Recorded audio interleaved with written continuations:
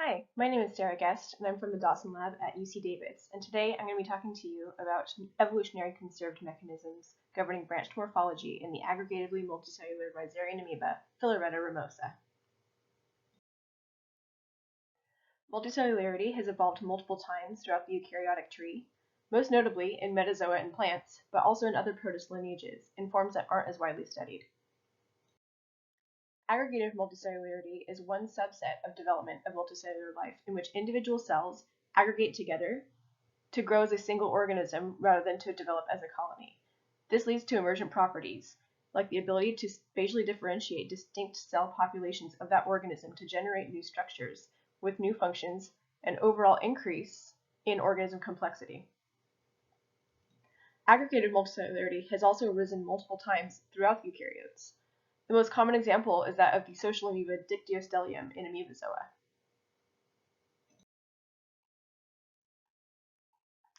So, with added spatial differentiation, structural complexity can be achieved. But how do eukaryotes develop these complex structures? Given the basic building blocks that most eukaryotes possess, how is this great diversity in structure possible? I like to draw this analogy of baking. Given that almost everyone has the same basic ingredients in their pantry, the diversity of desserts that can be created really depends on the order of operations, or the recipe, that is used to be able to assemble the components into the final product. With this in mind, some very common shapes or patterns seen in multicellular organisms are that of branch structures. Again, branching is typically achieved by spatial differentiation, where often the new structure is capable of a different function. One of the most striking examples of branching are in neurons, where morphology is driven by highly regulated cytoskeletal organization. However, metazoan neurons aren't the only organisms that are capable of complex branched cytoskeletal development. The organism I'll be discussing today is a rhizarian amoeba, a member of the SAR supergroup. The SAR make up roughly 40% of the eukaryotic tree, but remain fairly understudied in comparison to the other eukaryotic lineages. Rhizaria, for example, are as diverse as metazoa, but there are only 3 complete rhizarian genomes, with no cell biomodels. Many amoeboid members of this clade can be macroscopic, like the xenophyophore, which can grow to be the size of a football. Rhizaria also include forams, which are known for making tests, or shells, which make them really important for the fossil record. Several of the rhizaria are syncytial, meaning that they are multinucleate with one shared cytoplasm and a contiguous cell membrane. Filoreta is a syncytial amoeba, but it lacks the shell-making trait, which actually makes it easier to maintain in culture. Since it's an amoeba, it's predatory and requires bacteria to grow as food. We isolated it in 2014 from sediment samples collected from the brackish Sipawisset marsh near Woods Hole.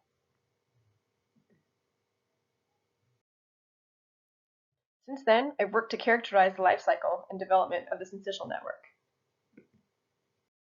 First, amoeba aggregate and fuse together to form elongated branches. These branches are capable of autofusion, and through dynamic growth and reorganization, form a syncytium that branches out as it grows in response to its environment.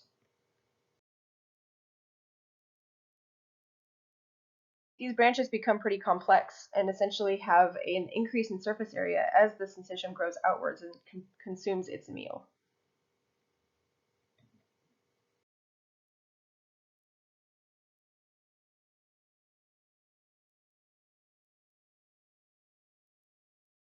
Over time, the syncytium can recognize and grow towards other syncytia nearby, and ultimately covers a surface area of multiple centimeters with its reticulated network. Through certain stress conditions like starvation or UV exposure, the syncytium will begin to form hubs, which it transports its nuclei and other cell material into to form macrocysts. These macrocysts can then disperse and colonize new areas when favorable conditions arise. Depending on their size, Filoreta syncytia can contain thousands of nuclei, which move rapidly and bidirectionally through the branches of the syncytial network.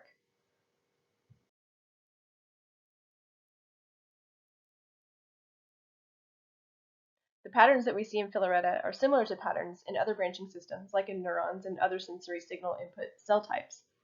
For example, the similarity in morphology is striking between oligodendrocytes and a radially symmetrical syncytial network, seen here. The pseudopodia extending from branches of syncytia also appear to follow comparable rules that govern growth cones. allowing me to draw some parallels in branched morphogenesis. By observing and measuring growth in syncytia, simple rules and the repetition of those rules can be used to describe the mechanism of branch development. Branch initiation, occurring in Filopodia and Lamellipodia, is followed by the stabilization and elongation of those pseudopodia. Branches that are in close proximity will autofuse, forming loops in a process called anastomosis.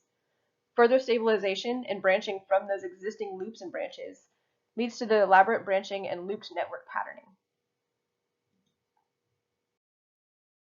Taking what we know from other eukaryotic systems, we know that the pseudopodia are largely driven by actin polymerization, marked in green, but these pseudopodia are transient. Polymerizing microtubules that are captured in neuronal growth cones work to stabilize these actin protrusions, which appears to be the case in Filoreta as well. Some but not all of the actin branches will contain microtubules, as demonstrated here by these immunostained branched Filopodia.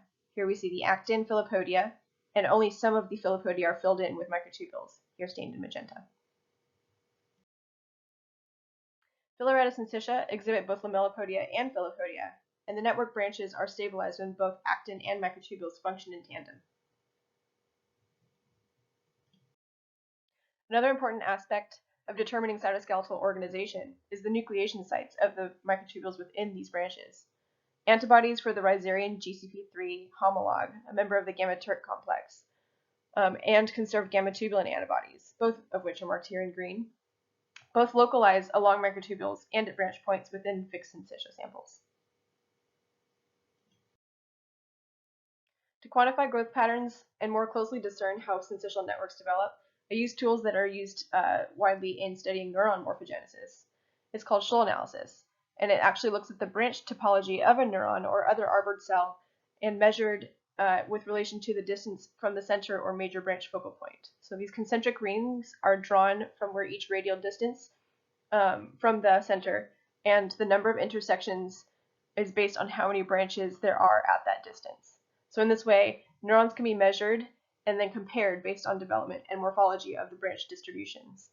The same can be done for Filoreta, and the resulting Schlull profiles enable the quantification of growth and degree of branching. Here, the time lapse of a syncytial branch is separated into distinct 10-minute time points, and then skeletonized to include branch loops, and the number of branches and outward peripheral expansion is graphed. There's been an increase in the distance covered by the syncytium, and no real considerable change in the number of stabilized branches at the interior.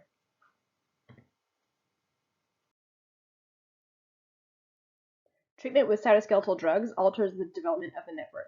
Here, an untreated syncytium is allowed to grow for 20 minutes, and we can see active pseudopodia and extension of the branches towards the periphery.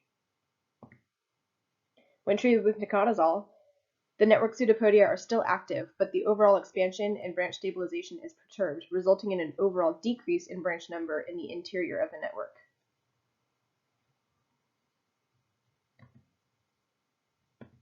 When graphed, we can see this visually with the increase in branch diameter for pretreatment growth and a decrease in branch density at the interior of the nicotazole treatment. Actin polymerization is also required for normal network growth, since without actin dynamics, new pseudopodia can't be formed. Here's another syncytial branch before and after treatment with lotranculin, which inhibits actin polymerization. We can see that before treatment, there's pseudopodial turnover and branch extension, and then after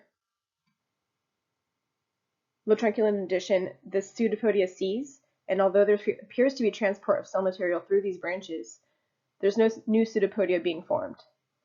The comparison of these Schlull profiles demonstrates that syncytial growth is effectively stopped. Comparison of Schlull profiles between each drug treatment enables visualization and measurement of changes in branch number and distribution over time. The changes in distance to branch periphery show the amount of outward expansion of the syncytium, and the area under each curve shows the amount of change in the branch number and the internal density of those branches. Both of these measurements are affected by cytoskeletal drug treatments. Cytoskeletal organization and dynamics drive branch network morphology in Filoreta syncytia. Without microtubules, pseudopodia can't generate stabilized branches for outward growth. And without actin, there aren't any pseudopodia to be able to make any new branches. This mechanism is driven by the highly conserved eukaryotic cytoskeleton proteins, and even though they're distantly related to metazoan neurons, studying branching mechanisms in Rhizaria can provide insight to cytoskeletal biology and the evolution of branched morphogenesis. And with that, I'd like to thank you for listening. Thanks to everyone in the Dawson Lab for all of their support, even though they all work on an entirely different organism. And I hope you have had a wonderful virtual recruitment weekend.